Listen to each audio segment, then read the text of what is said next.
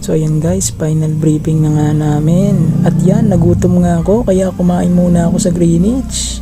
At eto na nga yung pinakahihintay, yung flight namin. Pero dumaan muna kami ng Qatar guys kasi nga connecting yung flight namin at sa US pa talaga kami magjo-join sa Houston. Ayan, nakikot-ikot nga muna kami ng konti. At nandito na nga kami ngayon sa US. Ayan, ang daming ang tao guys.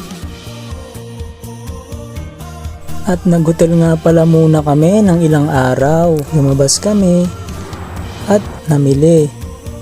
Ayan, mura lang, $10, $5, meron ding $2. Mura lang nga yung mga bilihin dito guys. Kaya sulit na sulit talaga. May nakita pa nga kaming kumakanta. Ang ganda ng boses ni Kuya. Ang gaganda ng mga sasakyan.